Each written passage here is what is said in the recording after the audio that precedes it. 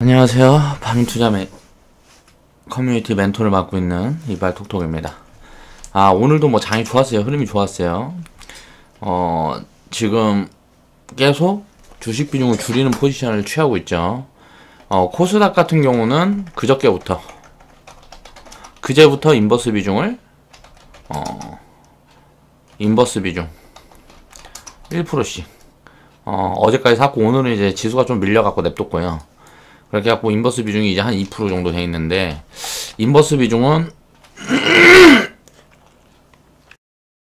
이제 뭐 지수가 이제 뭐 밀리는 흐름이 보이면 조금씩 이제 청산 포지션을 잡으면서 주식 비중을 다시 채웠다가, 또 이제 어느 정도 올라오면 이제 주식 비중을 줄이고, 계속 이런 포지션을 이제 반복해서 잡아갈 거예요. 지금은 이제 오늘 시장이 이제 막 급하게 이제 상승을 하고 했던 이유는, 이제 북한과 그 뭐라 그래야 돼? 북한에서 이제 종전. 그러니까 지금 우리는 휴전국가죠. 근데 이제 전쟁을 종결짓겠다. 이 부분에 대한 이제 협상을 진행하겠다는 트럼프의 발언이 있었습니다. 그렇다 보니까 한국은 밸류가 굉장히 낮아요. 전 세계 주식시장을 대입해서 보면 밸류가 굉장히 낮기 때문에 그 부분에 대해서 지금 부각을 받고 있는 거라고 보고 있고요.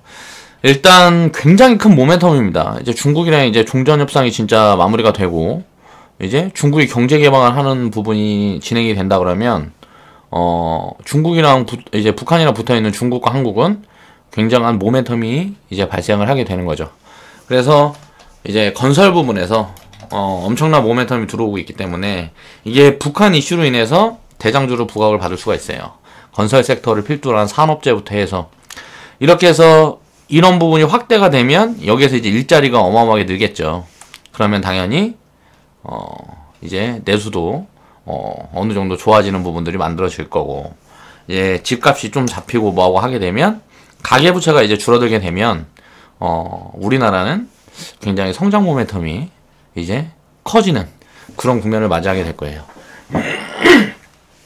이런 미래 흐름을 생각을 하면 지금 쓸어 담아야 되는 거 아니냐 할 수 있겠지만, 항상 제가 이야기를 하는 거는 현금 비중은 더 좋은 기회를 잡기 위해서, 왜냐면은 불확실성이라든가 리스크가 있으면 항상 위험하다 경고를 하고 사람들이 다 그래요. 근데 저는 이제 좀 입장이 다른 게, 그런 리스크가 없으면 좋은 포지션이 나오지가 않습니다. 그래서 불확실성이 있고 이제 리스크가 만연한 시장에서 계속 좋은 포지션이 나오는 거예요.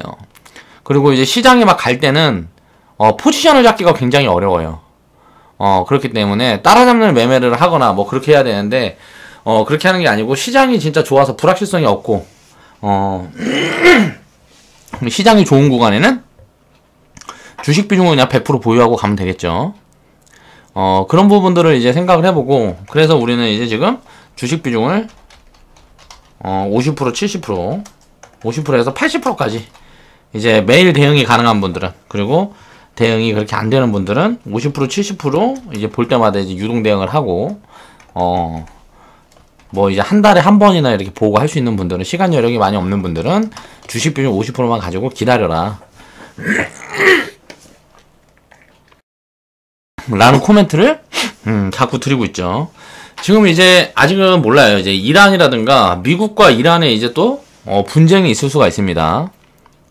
시리아 부분으로 인해서 분쟁이 있을 수가 있고, 중국이나 미국의 무역 분쟁 같은 경우는 지금보다 더 악화되는 그런 부분들이 만들어지게 되면 이제 리스크가 있을 수 있고, 또 이제 리스크 요인으로 시장이 반영을 하면 그러니까 지수가 밀리겠죠. 그렇게 되면 이제 막 하락 종목수가 또 막 800개 나오고 900개 나오고 이렇게 되면, 그럴 때는 이제 쇼핑 기간이다. 항상 매집을 할 때는 분할 매집, 그렇게 빠질 때마다 분할로 사서 반등 구간에 청산 포지션을 잡으면서, 지수는 많이 밀려주면 밀려줄수록 좋다. 지금은 뭐 코스닥이 700%, 코스닥이 이제 뭐 지금 700포인트 막 이렇게까지 밀려주면 아주 땡큐예요. 그런 데서는 이제 주식 비중 이제 80%, 100%를 이제 유동 대응하면 되겠죠. 근데 지금 자리도 어느 정도 높고 코스닥이 과열 구간에 와 있고 바이오가 무너지는 흐름들이 보이고, 그렇기 때문에 시총 상위는 바이오고, 그러면 이제 지수가 크게 무너지게 되면 바이오가 아니고 다른 종목들도 빠지면서 좋은 포지션을 주는 거예요. 그러니까 바이오를 사기 위한 포지션이 아니고 바이오를 철저하게 버리고 이제 바이오 버블이 꺼지고 기존 가치주들이 어느 정도 재가치를 받는 순간이 오기까지 계속 포지션이 있다는 거예요. 그래서 이제 현금 비중을 그렇게 유동적으로 대응을 하는 게 단기적으로 이제 수익률을 끌어올릴 수 있는 그런 효과를 만들 수가 있다.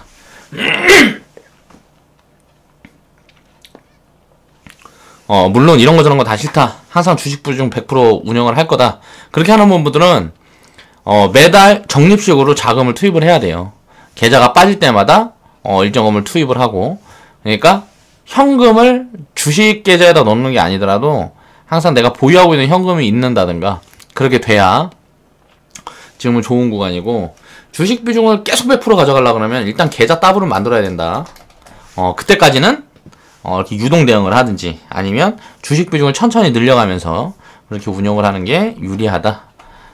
라는 말씀을 드려봅니다. 자, 그래서 오늘 알아볼 거는 5G. 자, 지금은 어떤 시대예요? 4차 산업시대. 이제 좀 지겨울 거야. 계속 얘기하고 있으니까. 그만큼 기회가 많기 때문에 계속 얘기하고 있는 거예요. 우리가 이제, 그래, 5G 좋아. 인프라 이거 구축해야 되면 무조건 있어야 되는 거 알고. 그래서 이걸 어떻게 투자를 해야 되냐. 그 부분에 대한 거를 이제 오늘 한번 다뤄보려고 해요. 숨은 진주를 찾아라. 기존에 지금 이제 다들 원래 알지도 못했던 종목들, 막 KMW 요즘 방송 같은 데서 막 떠들고 있는 대한광통신, 뭐 이런 것들, 이런 종목들 보면 지금 바닥에서 거의 많이 올라와 있는 종목들이죠. 뭐 300%, 500% 이렇게씩 올라와 있는 종목들이란 말이에요. 이런 종목들은 올라가서 몇백 프로 가겠죠. 이게 움직이겠지만 결국은 지금 우리가 투자 기회를 봤을 때는 수익률이 큰 게 좋겠죠. 그러니까 통신 장비주들 중에서도 요것보다 지금 저평가되어 있고 실적 모멘텀이 강한 것들, 그리고 작은 기업이면 작은 기업일수록 좋습니다. 그만큼 수익을 많이 낼 수가 있으니까요. 근데 이제 현재 가치라든가 앞으로 실적 모멘텀이 실적이 늘어나는 부분들이 확인되는 기업들이라는 게 중요해요. 적자만 막 계속 되고 있고 막 이런 기업들은 나중에도 기회를 주니까 지금 급한 구간이 아니에요. 그래서 그 실적 턴어라운드에 대한 부분들을 공부를 해서 장비주들을 하나씩 지금부터 이제 모아가야 되는 시점이고, 이제 5G 시대가 이제 인프라가 갖춰져서 이제 이 오픈을 하는데 5G 오픈을 지금 우리나라는 2020년으로 잡고 있단 말이에요. 그럼 지금 언제예요? 지금 이제 2018년이잖아. 그럼 2년밖에 안 남았는데 주가가 선반영한다 그랬을 때 못해도 19년 중순. 이게 19년 중순부터는 굉장히 큰 폭으로 이제 슈팅이 시작이 될 거란 말이에요. 거의 뭐 바이오 같은 슈팅이 나올 수도 있단 말이에요. 그러니까 이런 부분들은 미리 선대응을 해서 지금 모아놓지 않으면 이때 따라잡아야 되는데, 따라잡는 매매는 뭐라 그랬어요? 결국은 작게 먹고 리스크만 크다 그랬잖아요. 그러니까 미리 준비를 하는 거죠. 지금 사람들이 다 남북경협주 이런 거에 다 이제 또 눈이 돌아가 있죠. 바이오만 쳐다보다가 이제 경협주들 날아가니까 다 경협주들만 보고 있잖아요. 그러니까 요럴 때 바닥에서 잠자고 있는 이런 종목들 잘 찾아보면 좋은 기회가 될 거다. 4차 산업 인프라 핵심은 5G입니다. 자, 스마트 도시, 자율주행차, 이런 모든 부분들이 이제 자율주행차도 어마어마하게 수요를 키울 거예요. 뭐 철강이라든지 전기 부분, 신재생에너지도 어마어마하게 많이 들어가겠죠. 전기라는 게 이제 원자력에서 이제 생산을 많이 했는데, 원자력에서 이제 그거보다 위험 부담이 적은, 원자력이라는 거는 인간한테 굉장히 해로운 물질이고, 또 에너지 생산을 하는 데는 굉장히 효율적이지만, 작은 비용으로 효율적이지만, 지금 기술 개발이 많이 돼서 이제 태양광이라든가 풍력 같은 부분들도 그 효율을 그렇게 맞춰갈 수 있게끔 지금 기술 개발이 계속 되고 있죠. 그래서 인간이 생활을 영위하는데 조금 더 유리한 방향으로 가기 위해서 신재생에너지를 개발을 계속 하고 있는 거란 말이에요. 그러다 보니까 원자력 비중은 계속 줄여가는 거죠. 그렇지만 한 번에 다 없애거나 줄일 수는 없는 거예요. 그래서 뭐 이제 아프리카라든가 지금 이제 막 올라오고 있는 도시들, 그런 데들이 아프리카 뭐 동남아 이런 데들이 이제 경제 성장을 급속하게 하게 되고 하면 이제 전기 공급량이 늘어나니까, 그러면은 신재생에너지나 이런 투자들은 확대가 되면 될수록 투자 자본이 많이 들어가니까 한 번에 할 수는 없겠죠. 나라에 돈이 없으니까. 그렇게 됐을 때 선택하는 게 이제 원자력이라는 거예요. 효율이 좋으니까. 근데 이제 그런 부분들이 전 세계적으로 줄여나가고 있는 포지션이기 때문에 자율주행차라든가 뭐 스마트 도시, 전력량은 앞으로 계속 늘어날 거예요. 사용하는 전력량은 계속 늘어날 거기 때문에 이런 부분에서 이제 핵심적으로 들어가는 게 다 연결이 돼 있다는 거예요. 신재생 에너지, 무슨 뭐 자율주행, 로봇, 뭐 스마트 도시, 뭐 인공지능 이런 것들이 다 결합된 게 4차 산업이라서 이게 진행이 되려 그러면 지금 인터넷 속도로는 부족한 거예요. 안전성에 대한 부분이라든가 자율주행도 지금 데이터 전송 속도로 조금이라도 끊기는 부분이 발생하면 굉장히 큰 사고로 이어질 수가 있기 때문에 그 부분에서 일단 가장 먼저 부각을 받고 있는 게 5G 인프라죠. 그러니까 데이터 전송 속도를 굉장히 빠르게 만드는 게 결국은 5G니까 4G보다 몇 배의 투자 자본이 많이 들어가고 그렇게 되면 그 투자 자본이 어디로 들어가겠어요? 뭐 통신 장비, 그러니까 쉽게 말하면 뭐 안테나 달고 뭐 달고 뭐 기지국 설치하고 거기다 무슨 뭐 광섬유인가 뭔가 뭐 그런 것들도 들어가고 이것저것 여기에 대한 무슨 뭐 소재라든가 이런 것들이 부품이라든가 이런 것들이 굉장히 많이 들어간다는 거죠. 그럼 이것들은 이제 통신 이름이 들어가 있는 전체적으로 이제 확산이 되면서 전부 다 모멘텀이 크게 가져갈 수 있는데 이 중에 가장 먼저 부각을 받을 수 있는 모멘텀이 뭐가 있을까를 찾아서 우리는 미리 선점해서 투자를 해야 되는 게 투자자의 자세라는 거죠. 관심을 덜 받고 있을 때 5G는 일단 가장 확실한 모멘텀입니다. 지금 시장에 나와 있는 모멘텀들 중에 가장 확실한 모멘텀이에요. 지금 북한 관련 이제 호재로 이제 막 들끓고 있는 남북경협주나 뭐 이런 것들도 실질적으로 사업이 진행이 되고 거기서 가시적인 효과가 나올 때까지 시간이 걸려요. 그러면 지금 거품을 이렇게 만들었다가도 한번 꺼지는 포지션이 나오죠. 기업 가치에 비해서 밸류에이션이 굉장히 높아지면 어떻게 되겠어요? 고평가가 확대되니까 실질적으로 미래 가치를 땡겨다 쓴 거잖아요. 그럼 다시 무너진다고. 그럼 무너지는 포지션에서 이제 실적이 만들어주고 하는 부분들의 진짜 상승이 나오죠. 그러면 이제 투자할 포지션은 이제 또 있단 말이야. 남북경협이라든가 건설 이런 것들은 있어요. 앞으로도. 근데 5G 같은 경우는 얼마 남지 않았어. 그래서 우리가 가장 먼저 봐야 되는 거야. 저는 그렇게 생각을 하고요. 그래서 지금 그 부분에 대한 우리는 포트 준비를 해놨고, 지금 계속 해나가고 있는 중입니다.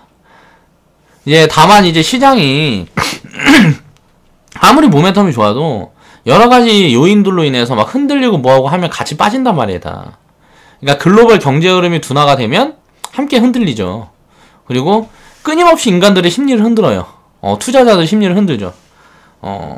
이게 진짜 되는데 왜 주가가 안 갈까? 내가 딱 사면은 막 쭈쭈쭈 올라가야 되는데 그러지 못한단 말이야. 올라갔다 내렸다 아니면 쭉 빠져가지고 막 마이너스 뭐 20% 막 이렇게 또 만들어주고. 그러니까 그걸 견디지 못하는 거야. 그래서 오래 보유를 못하죠. 그 오래 보유를 하고 매매를 하면서 안전성을 확보할 수 있는 방법, 그 부분에 대한 시스템에 대한 고민이 필요한 거고, 그걸 하고 있는 게 우리는 적립 시스템과 트레이딩 시스템을 이제 섞어서 자기 성향에 맞는 시스템으로 운영을 하게끔 해서 커뮤니티에서 운영을 하고 있는 거죠. 현재 이제 실적 개선이 보여지고 있습니다. 이제 시작됐어요, 이미. 주가가 못 따라가고 있는 거죠. 자, 실적이 확대되는 폭이 이게 눈으로 확인이 되면 이미 늦어요. 자, 보여드릴게요.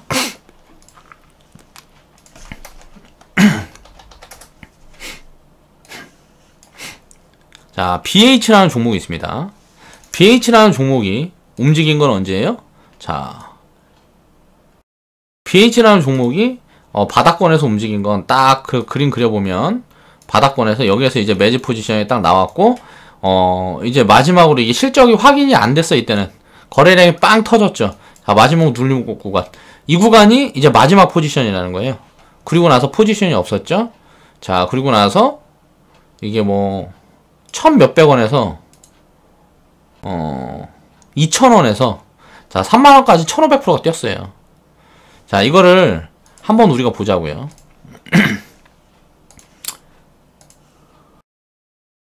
자, 실적을 보면 2016년 분기로 보자고. 2016년 12월에 적자였죠. 17년 3월에 흑자 전환을 하면서 이제 당기순이익은 이제 마이너스가 찍혔는데 이때부터 매출이 확 늘면서 무언가 보이고 있죠. 그리고 여러 가지 뉴스가 나왔을 거라고요. 2017년 6월부터 이제 본격적인 턴어라운드가 시작이 되는 거예요. 그리고 실적이 급속도로 좋아지면서 주가는 폭등을 하는 거죠. 연간으로 보면 2017년도 연간으로 보면 2016년도에서 17년으로 돌아가는 시점. 자, 3월에 포지션을 잡을 수가 있었어요. 땡겨서 보면 이거 너무 그거에서 봤구나. 땡겨서 보면, 자, 분기로 보면 2017년 16년도에서 17년도 1분기로 넘어가는, 자, 이 3개월 동안 이런 변화가 있었고, 이거를 확인을 하는 거는 4월 달에 확인이 됐겠죠. 그리고 나서 당기순이익이 이제 영업이익이 흑자로 돌아오면서 매출이 확 늘어나고, 자, 흑자 전환을 시작하는 이런 시점. 이때부터 이제 업황이 시작되고, 순이익이 급속도로 늘면서 매출이, 매출이 거의 더블씩 늘죠? 분기에 더블씩 이렇게 늘 정도면 업황이 어마어마하게 터졌다는 거죠. 그러니까 이런 부분들이 확인이 되는 게 언제냐를 보면 3월달이잖아요, 3월달. 그쵸? 17년 3월달. 4월달. 4월이면 여기에요, 여기. 17년 4월달에 실적 전문 이제 확인이 되는 게 여기란 말이에요. 이렇게 돌아서는 흐름이 확인이 되면 어떻게 돼요? 이미 그때는 주가 상승폭이 2,000원에서 거의 한 300%, 400% 올라가 있는 구간이죠. 이렇게 되는 것들은 잡을 포지션이 잘 없어요. 근데 이렇게 실적이 돌아서는데 주가가 이렇게 움직이지 못하고 여기에서 머물러 있는 주식들이 있단 말이에요. 그런 주식들을 쓸어 담아야 되는 거죠. 5G 모멘텀을 우리가 잡아낼 때는 이런 부분으로 잡아낼 수가 있는 거고, BH 같은 경우는 어떻게 보면 이건 따라잡지 않으면 포지션을 주지 않았다는 건데, 따라잡는 매매는 리스크가 크기 때문에 하면 안 된다. 흑자 전환됐다고 바닥에서 300%, 400% 올라있는 종목을 사면 돼요, 안 돼요? 안 되는 거죠. 이건 사는 게 잘못된 거예요. 그럼 포지션을 우리는 잡을 수가 없었다는 거예요. 그리고 만약에 이게 눌림을 줘가지고 한 6,000원 구간까지나 밀려줬으면 이건 진입을 해볼 수가 있었겠죠. 근데 그 기회를 안 주고 날아가 버린 거죠. 그러니까 이미 이게 눈으로 확인이 되고, 이제 2분기부터 6월달부터 이제 확인이 됐단 말이에요. 6월달이 언제야? 6월달부터는 이미 시세가 이미 시작이 돼버렸어. 이때부터는 이제 팔아야 될 시점인데, 이때부터는 이제 분할 매도가 들어가야 될 시점인데, 여기에서 살 수는 없잖아요. 눈으로 확인이 되면 주가가 이렇게 돼버린다고. 그렇기 때문에 지금부터 관심을 가져야 된다는 거죠. BH가 어떻게 보면 지금 IT 중소형주 중에서는 탑픽이었으니까, 상승폭이 가장 큰 종목 중에 하나였으니까 그 종목을 예로 들어서 말씀을 드린 거예요. 자, 5G가 그래서 이런 부분으로 성장을 하고, 이거는 굉장히 한 3년에서 5년짜리 모멘텀은 된다는 거죠. 그러면 상승폭이 1000%, 2000%는 나올 수 있는 종목들이 굉장히 많다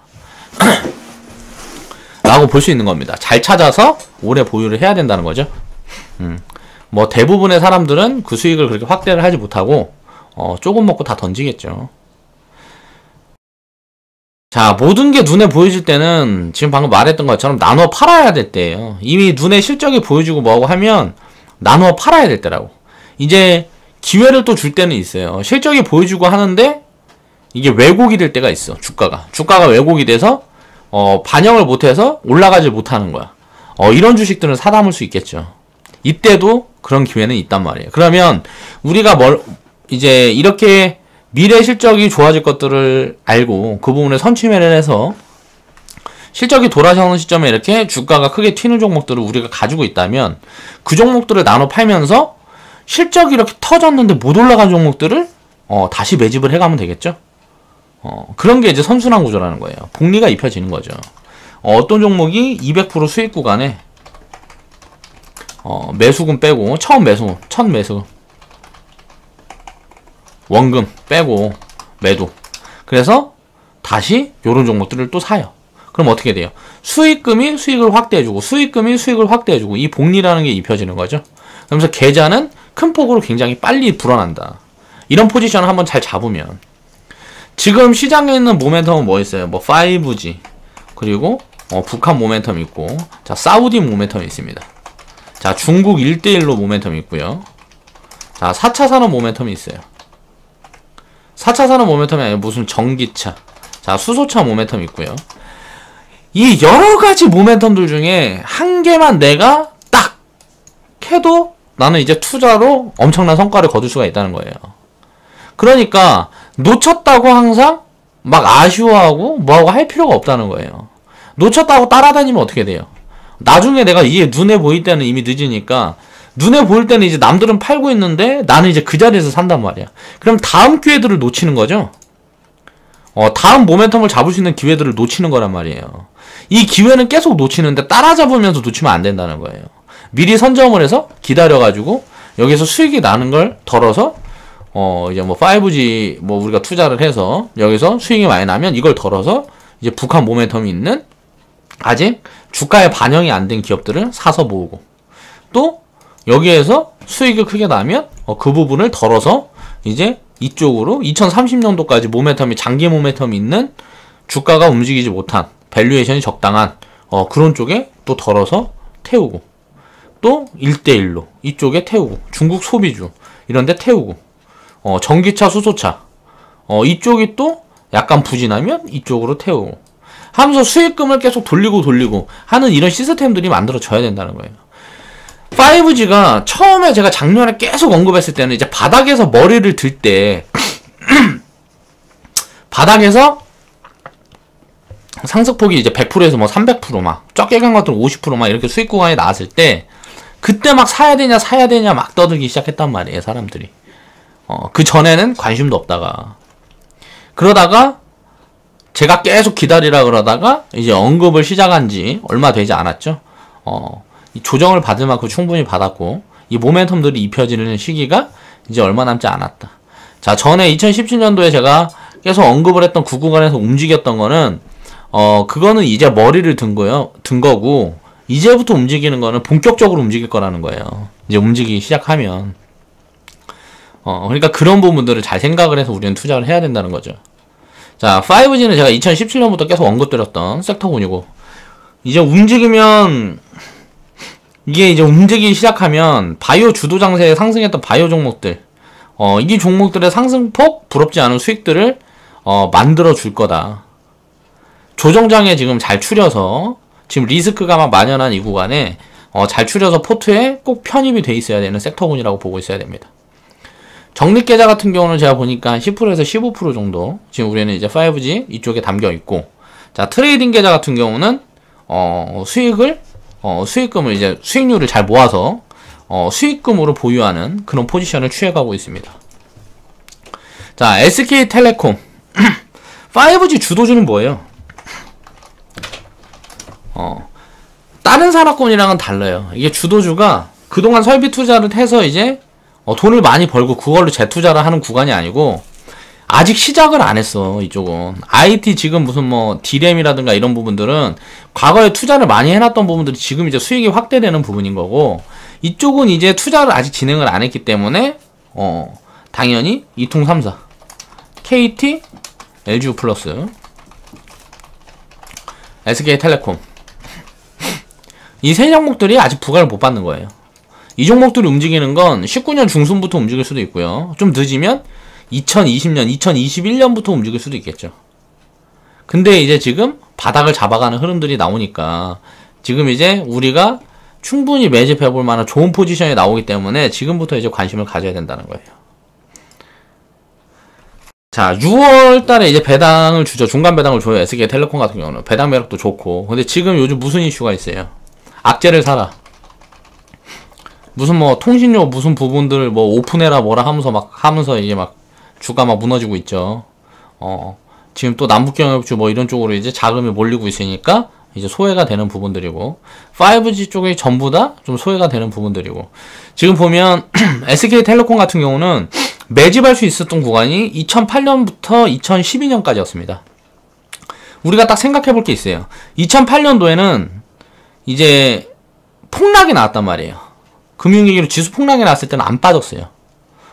방어를 한 거죠. 그때 오히려 상승을 했죠. 나 2008년도에 안 빠지고. 근데 2008년도에 이제 투매를 막 두들겨 맞고 뭐하고 했던 그 섹터들 중에 대장이 나왔죠. 대장에 뭐가 나왔어요? 자동차. 뭐가 움직였죠? 기아차, 현대차.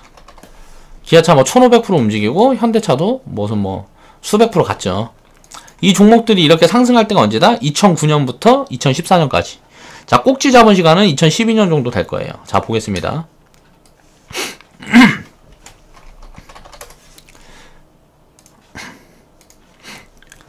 자, 기아차가 보면 2008년도에 이때는 KT는 안 빠졌어요. SK텔레콤은 안 빠졌다고. 오히려 한 30-40% 상승을 했어요. 근데 이때 지수 폭락 때 무너졌죠, 같이. 기아차는 이제 같이 무너졌는데 이때 뭐 법정 관리 뭐 그런 거 있었을 거예요. 그리고 나서 이때 무너진 다음에 이제 대장을 이제 뭐 대장으로 돌아서서 어마어마한 주가 상승을 만들어냈죠. 2012년도에 꼭지를 딱 잡았네요. 그쵸? 2012년도에 꼭지를 잡았죠. 내가 만약에 2008년도부터 이거를 덜고 있어서 이거를 하락을 두들겨 맞았어도 상관이 없고 SK텔레콤을 들고 있어서 이 하락 구간에 오히려 수익이 났어도 그건 아주 포지션이 좋았겠죠. 그러면은 계속 들고 있다 봤을 때는 기아차를 들고 있었던 게 유리했겠죠. 주가 상승 탄력이 이렇게 나왔으니까. 그럼 내가 만약에 이 기아차를 가지고 있었으면 어때요? 여기서부터 분할 매도를 해서 이렇게 분할 매도를 하면서 SK텔레콤을 모아갔으면 어떻게 됐을까요? 2011년부터 분할 매도를 해서 2011년도부터 자 분할 매도를 해서 SK텔레콤을 모아갔다. 그럼 이건 꼭지 잡고 이제 내려오는 흐름이 만들어지는 거고, 자 분출할 시세 다 분출하고 이제 고평가가 됐으니까 이제 내려오는 시세가 만들어지는 거고, SK텔레콤은 어떻게 돼요?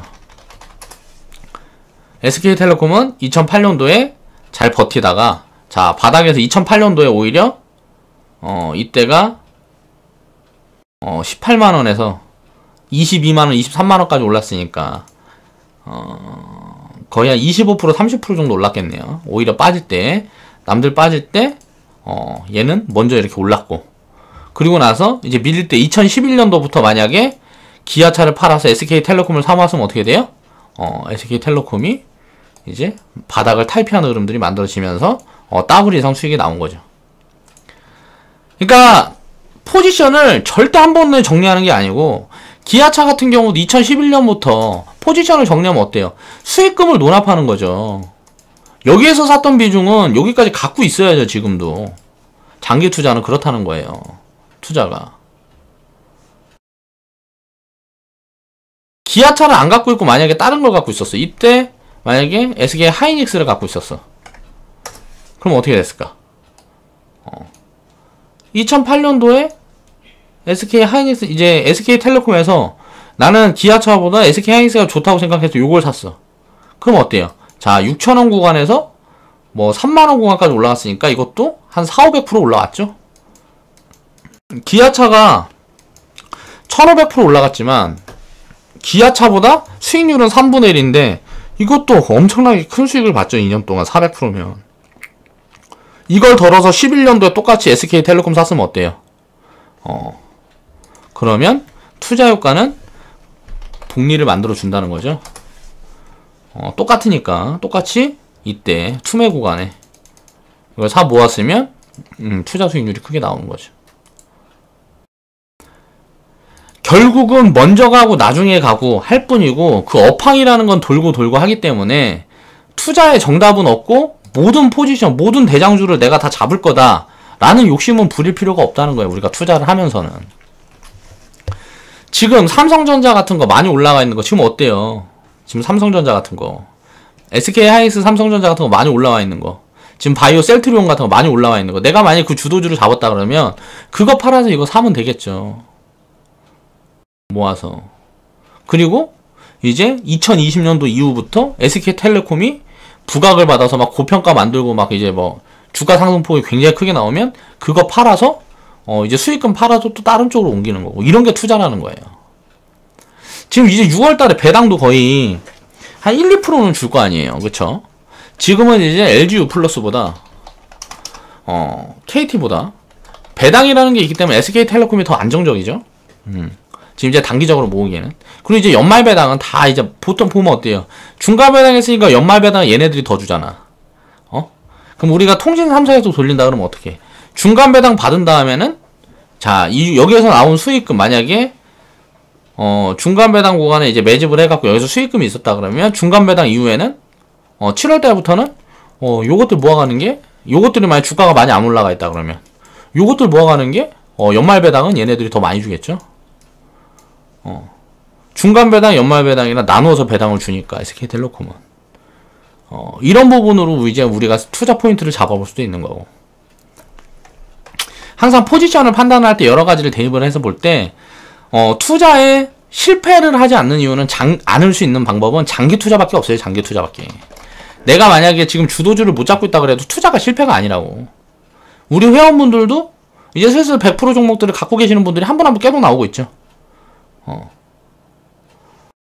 그런 종목들이 계속 확대가 된단 말이에요. 수익이 확대가 된다고. 그럼 100% 가면 절반 팔아고 이런 거 사는 거야.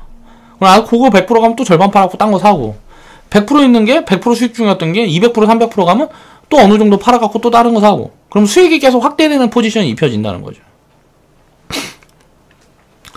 지금 SK텔레콤 같은 경우는 기업 가치로 평가를 해봐도 굉장히 좋고요. 자, 추세선을 그려봐도 그냥 대충 추세선을 우리가 그려가지고 장기간 그 포지션을 봐도 우리가 투자를 처음 시작했는데 2008년도에 기아차 현대차 날라가고 SK 하이닉스 날라가고 다른 종목들 다 날라갈 때 얘는 바닥을 겼어. 5년 동안 SK텔레콤을 우리가 투자를 할 때 나는 주구장창 SK텔레콤을 배당받으면서 이걸 사 모았단 말이야. 5년 동안 다른 것들 다 날라갈 때 쳐다도 안 봤어.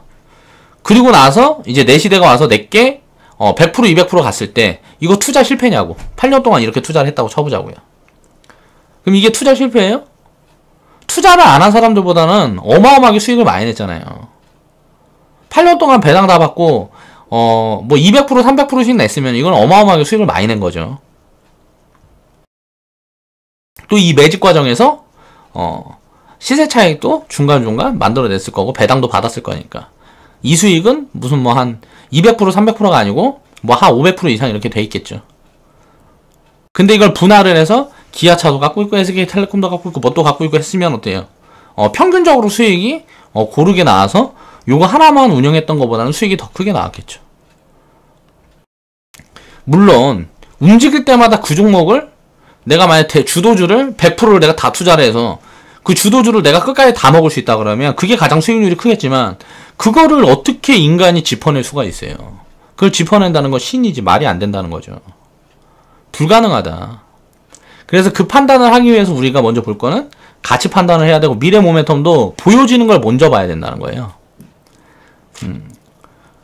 누구나 다 알고 있잖아. 5G가 무조건 먼저고 자율주행차는 무조건 나올 거라는 거 다 알고 있어. 지금 이렇게 전 세계에서 투자 많이 해놓고 이렇게 떠들어대놓고 자율주행차가 만약 출시를 안 한다. 이건 말이 되지 않죠?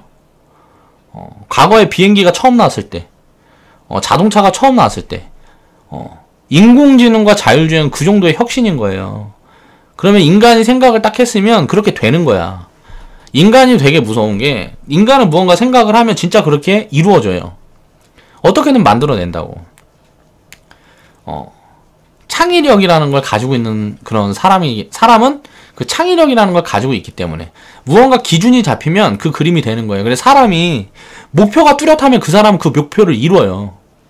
내가 목표가 있는데 나는 목표가 있고 진짜 열심히 했는데 그거 안 됐어. 그럼 거짓말이야. 그 사람은 진짜 열심히 하지 않았거나 목표가 뚜렷하지 않았던 거야. 능력이 없어서 나는 뭐가 없어서 그런 생각을 갖고 있기 때문에 그 사람은 그게 안 된 거죠. 무조건 된다 그렇게 하고 인생을 거기다 할애를 많이 하면 그 목표에 내가 원한 목표를 정확히 다 이루지 못하더라도 근접까지는 할 수 있다는 거죠. 인간은 결국은 자율주행차가 무조건 만들어질 거 5G 인프라가 깔릴 거 알아. 지금 나라에서도 이렇게 밀어. 근데 왜 안 살까? 이렇게 매력적인 구간에 들어오면 쓸어 담아야 된다는 거예요. 이제 담아갈 구간이 왔다. 여기서 오래 쉬어주면 쉬어줄수록 좋습니다. 오래 쉬어주면 쉬어줄수록 좋아요. 이렇게 막 5년씩 쉬어주면 아주 좋은데 이렇게까지 쉬어줄 리는 없겠죠. 얼마 안 남았으니까. 자, 이렇게 장기간 10년 동안 빠지고 1999년부터 2012년까지 13년 동안 내리 빠졌어요. 13년 동안 내리 빠졌다가 이제 머리 들었죠. 그리고 나서 이제 추세가 잡히면 어때요? 50만원 돌파 구간부터 시작이에요. 끝난 게 아니고, 자, 지금 22만원인데 50만원 돌파 구간부터 추세가 시작이다. 어디까지 갈 거다? 200만원, 500만원, 1000만원 어디까지 갈지 모르는 거예요, 이건. 시작을 해봐야 알아요. 어떤 모멘텀이 잡힐지 모르니까. 그러면, 지금 구간에서 300만원, 350만원에는 살 수도 있겠죠. 뭐 50만원까지 갔다 35만원까지 밀려주면 살 수는 있겠죠. 지금 자리는 지나가면 다시는 안 온다는 거예요. 그럴 확률이 높아요. 1년, 2년 지나서 지금 자리에서 이제 턴어라운드를 해버리면 이게 움직이면 지금 자리는 안 와요. 평생. 내 평생 절호의 기회가 될 수가 있다. 라고 생각을 하고 지금 구간은 굉장히 좋은 구간이다. 라고 생각을 하고 매집을 해가면 됩니다. 자, SK텔레콤 미래가치 분석을 한번 해볼게요. 자, 보면 2016년부터 17년도까지 어때요? 자, 단기순이익이 폭발적으로 늘었죠. 자, 매출은 많이 안 늘었는데 단기순이익이 많이 늘었기 때문에 주가가 꿈틀한 거예요. 2016년부터 2017년까지 꿈틀했죠. 그리고 보면 2014년 15년도 보면 단기순이익이 줄었어요. 그쵸? 매출도 조금 소폭 줄고 뭐 300억 줄었으니까 이거 준 것도 아니죠. 1조 7천억 매출을 한 17조 매출인데 여기서 300억 준 건 준 것도 아니죠.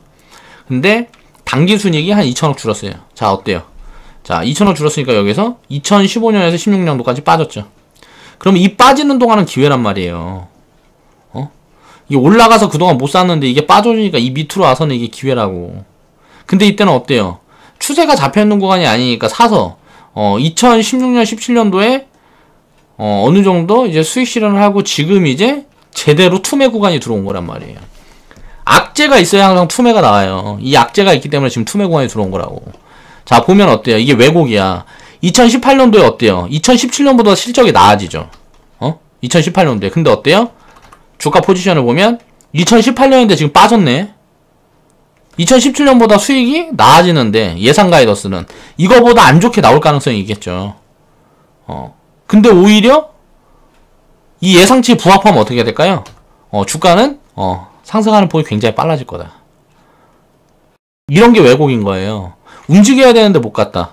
지금 이번에 이슈가 나오는 부분이 실적에 어느 정도 영향을 미칠까를 판단을 해봤을 때 작년 실적보다 2017년도 실적보다 조금 안 좋게 나올 수도 있겠지만 그러면은 그냥 정상적으로 빠진 거기 때문에 담아가면 되는 거고, 이게 실적이 만약에 2017년도보다 잘 나오게 된다 그러면 어떻게 돼요? 그러면 굉장히 좋겠죠. 자, 1분기 실적들을 확인을 해보고 만약 2017년도 1분기 실적보다 괜찮다. 그러면 이건 더 적극적으로 사야 되는 거예요. 우리가 투자를 할 때는 대형주일수록 이제 중형주, 소형주일수록 고수의 영역이에요. 판단하기가 굉장히 어려워요. 왜? 실적이라는 게 전망이 어렵고 춤을 추기 때문에 기업 가치를 분석하기가 굉장히 어렵지. 그리고 기업 가치라는 게 굉장히 빨리빨리 변해요. 그래서 그런 부분들은 굉장히 투자 판단이 어려운데 이런 대형주들은 그냥 딱 보여요. 그러니까 지금 좋은 포지션이라는 거예요. 못해도 20-30%는 먹고 간다고. 지금 구간에서 빠질 때마다 모아가면 20-30%, 100%는 그냥 먹고 간다고. 지금 구간에선. 진짜로 실적이 터지는 게 2019년에 터질지 20년에 터질지 몰라요. 일단 출범은 2019년 3월쯤에 출범을 할 걸로 나와져 있어요. 그래갖고 만약에 5G가 이제 이게 상용화가 되고 만약에 망중립성 폐지 이런 부분들이 엮이게 되면 어떻게 돼요? 미디어 기업이라든가 이제 플랫폼 뭐 인터넷 서비스 기업들의 실적이 굉장히 안 좋아지고 그 실적을 다 빨아먹는다고. 통신 기업들이. 그렇게 되면 어떻게 될까요? 통신 기업들은 모멘텀이 더 세지는 거죠. 그러니까 앞으로 좋아질 일만 있고 나빠질 일이 별로 없어요. 2020년 이후에 이제 본격 상승을 할 가능성이 높고요. 2020년, 2030년 중에 미친 성장을 가능할 걸로 보여진다. 한번 움직이면 3년, 5년 동안 전 세계 글로벌 경영위기 이런 거 와도 그냥 가버릴 수가 있어요. 이런 종목들은.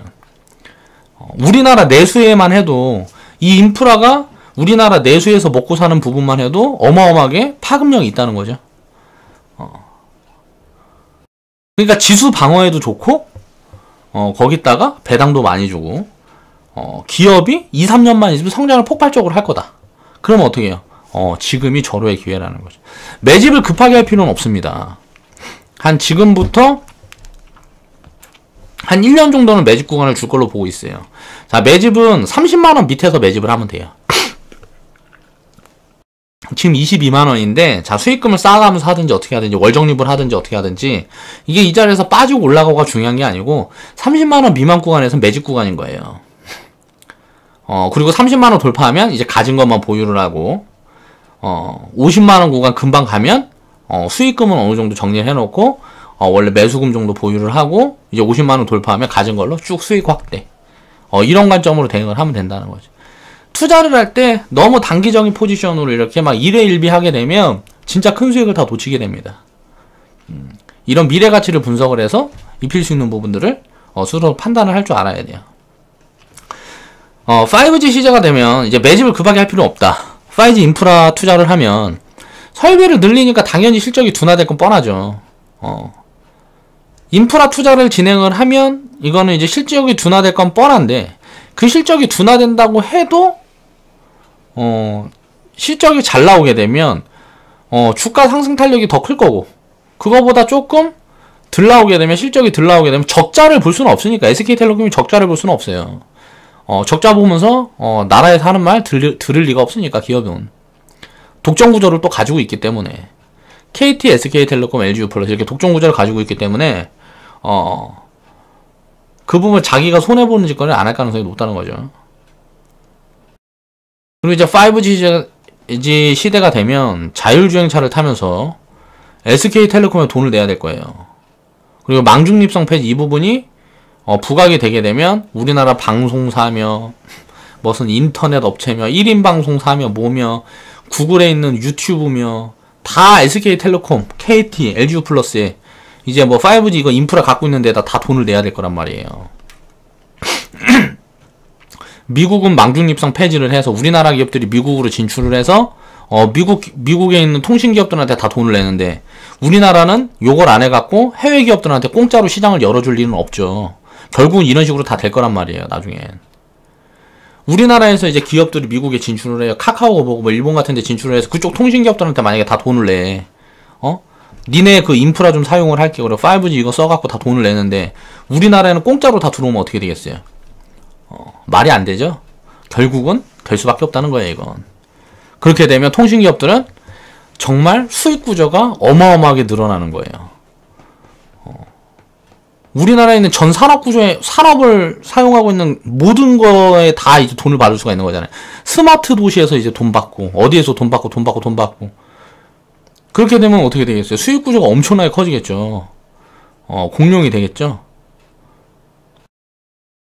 물론 이 부분에서 이제 정책적으로 뭔가 압박이 들어가겠죠. 그러니까 그런 부분들은 이제 그때 보면 돈을 어마어마하게 벌어서 만약에 혼자 공룡이 돼버리면 미국에서 아마존 까는 거랑 똑같은 거예요. 아마존이 어디 뭐 진출만 하면 그쪽 산업이 완전히 생태계가 붕괴돼 버려.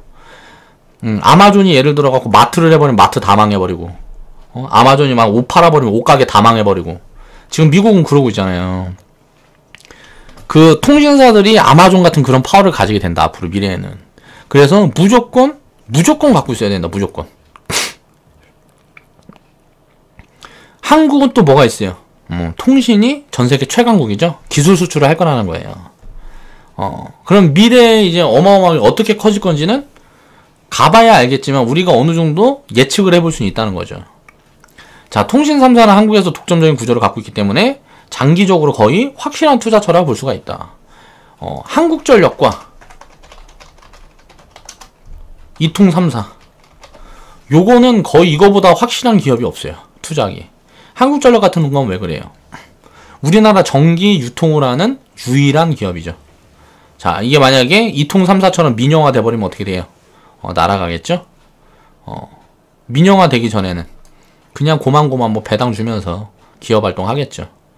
적자 좀 생기면 나라에서 이제 돈 받아서 수혈 받아서 할 거고.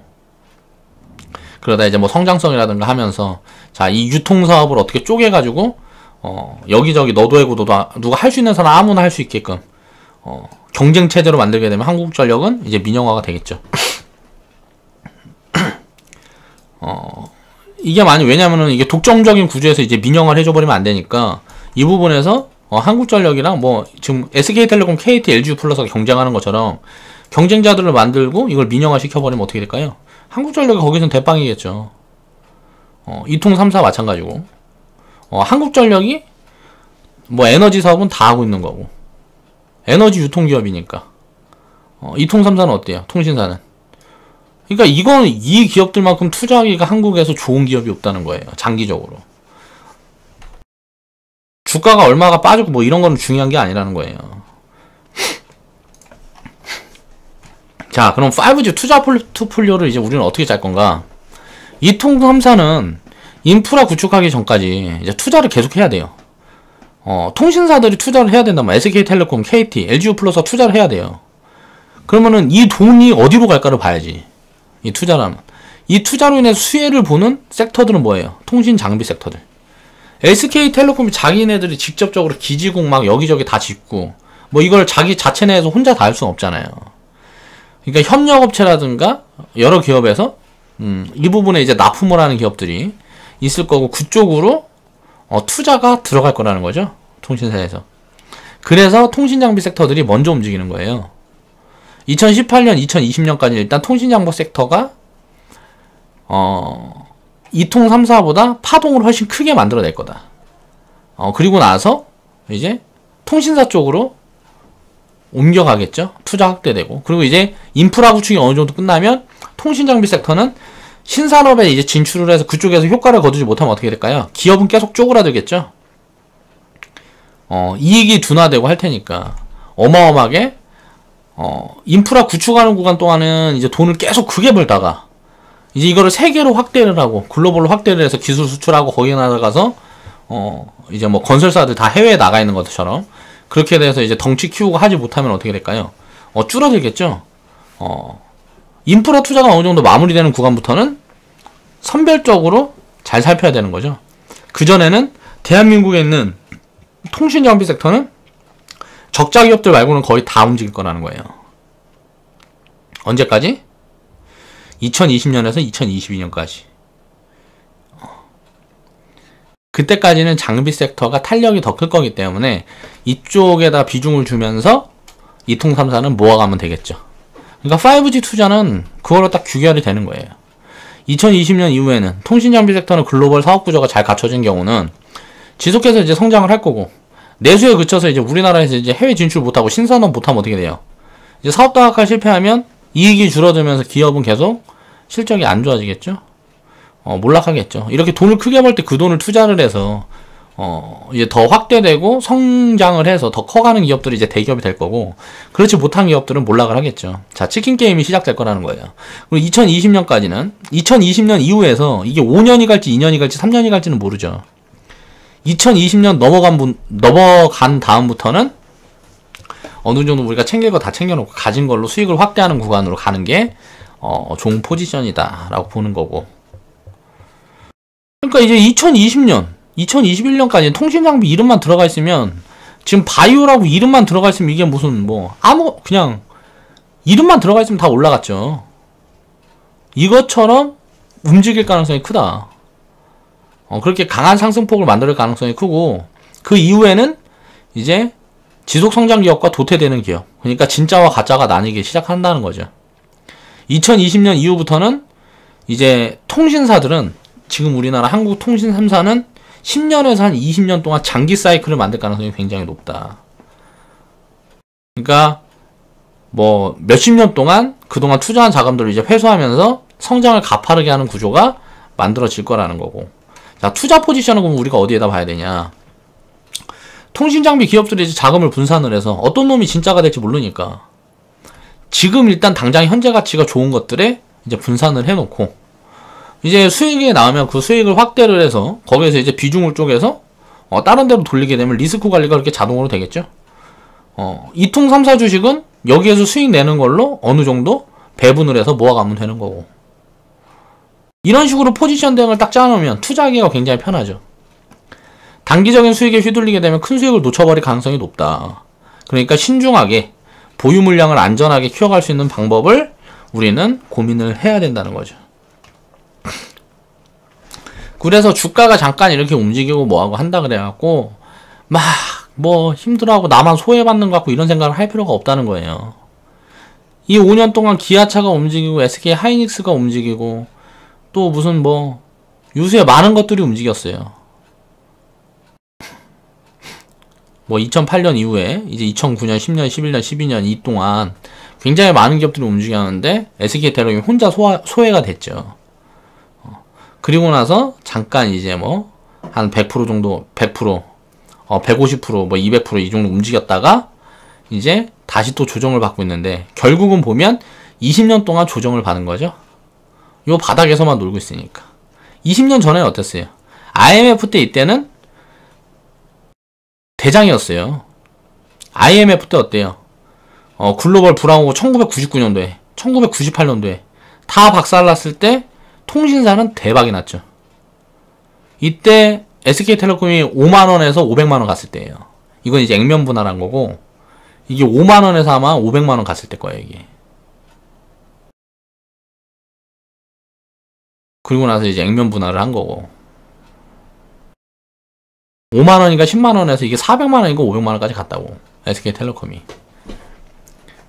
그러니까 뭐 1년 2년 동안 100배 성장을 했으니까 100배 주가가 튀었으니까 고평가를 만들어 놓고 그러고 나서 20년 쉰 거잖아요. 이제 다시 시작을 하는 거예요. 이게 산업 사이클은 돌고 도는 거예요. 이 안에서 우리는 지금 피 터지게 이거 사서 수익 내고 저거 사서 수익 내고 이렇게 하는 건데 결국 긴 호흡으로 보면 기업 가치만 확실하다 그러면 투자해갖고 투자 수익 거두는 건 일도 아니라는 거죠. 왜 우리가 주식시장에서 망해 나가고 뭐하고 할까? 맨날 단타만 치니까.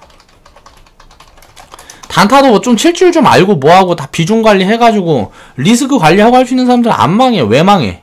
이런 걸 못하면서 요거 하니까. 이거 못하면서 하잖아요. 그러니까 그러는 거라고.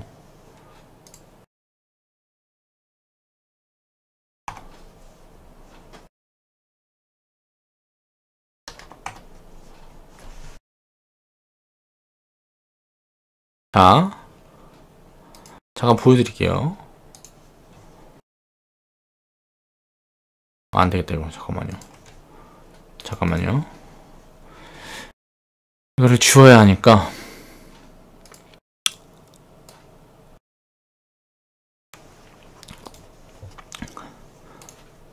자, 아까 우리 중구배원방에 제가 보여드렸던 건데, 제가 4월달부터 지금 이거 커뮤니티 이거 하면서 돈이 안 벌려갖고 생활비가 안 나와서, 지금 한 1000만원 태워갖고요. 지금 생활비 벌이하려고, 지금 알바를 하고 있습니다. 개인 매매를 알바를 하고 있어요.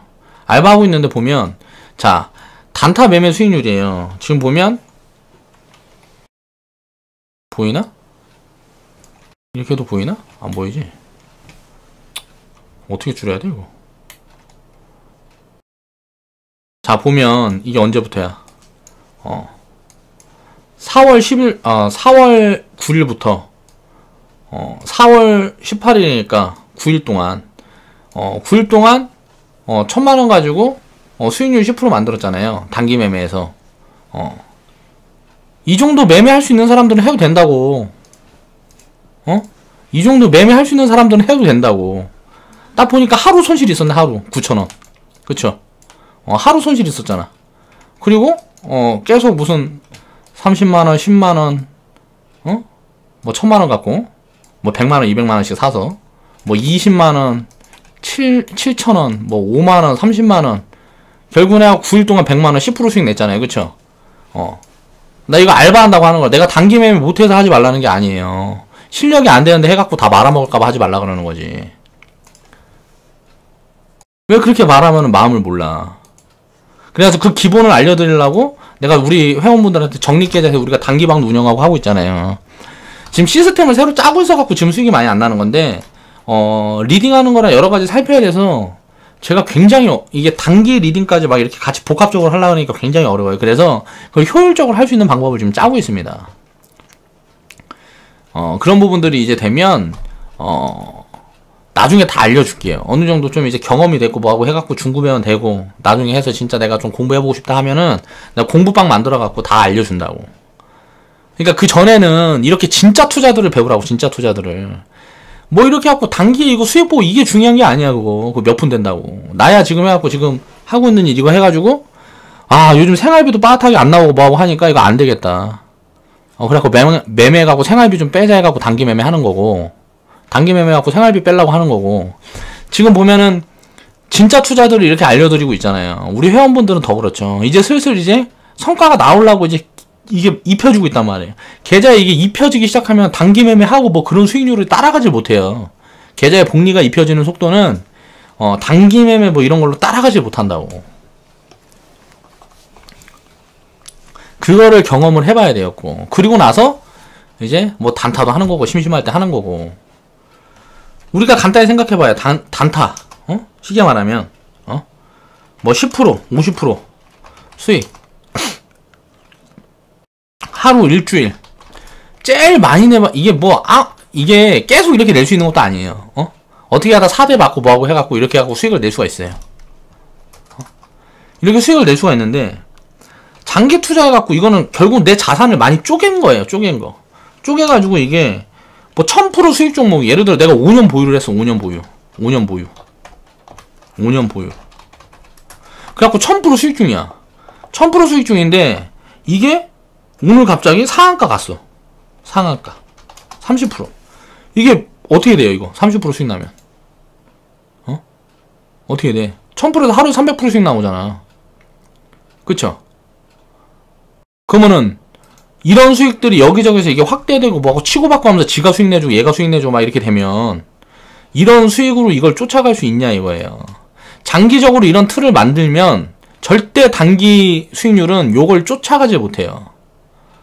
근데 이걸 만드는 데는 시간이 필요하죠. 그래서 전부 이것만 쳐다보고 있는 거예요. 그러다 보니까 여기에서 뭐가 잘못되고 뭐하고 하면 수익을 보는 게 자잘한 수익이기 때문에 막 100%, 1000%, 500%막 이런 수익을 내는 게 아니고 뭐 몇 프로는 자잘한 수익이기 때문에 이건 관리를 조금만 잘못하면 무너져 버린다고. 절대 무너지지 않는 투자를 내가 알려주고 있는 거란 말이에요. 그러니까 그런 부분들을 공부를 해야 돼. 그리고 나서 이제 그러니까 순서가 그거라고. 편법이라는 거는 기본적인 거를 공부를 다 한 다음에 하는 거예요. 예를 들어서 여기서 좀 편법을 써가지고 수익을 더 내고 뭐하고 하는 거는 기본적인 걸 다 안 다음에 숙지하고 내가 기본적으로 마인드 정립이 돼 있고 내 그릇이 어느 정도 성장을 해 있을 때 해야 되는데, 우리나라 한국에 있는 개미들은 자 단기 매매만 배워 처음에. 그리고 나서 미쳐가지고 박살 나는 거죠. 이게 한번 물려버리면 이제 마인드 관리가 안 되는 거야. 잘라내야 되는데 이게 그게 안 되는 거야. 그러니까 망하는 거지 뭐 다. 이 부분에 대해서 이겨내려고 그러면 제대로 된 투자를 배워라. 그래서 그 부분에 대한 걸 계속 언급을 드리고 있습니다. 자, 좌측 하단에 보시면 추천 마크 있고요. 광고 시청 좀 부탁드리고, 자, 오늘 영상은 이만 마무리하겠습니다. 널 왜 보냐고? 보고 싶으니까.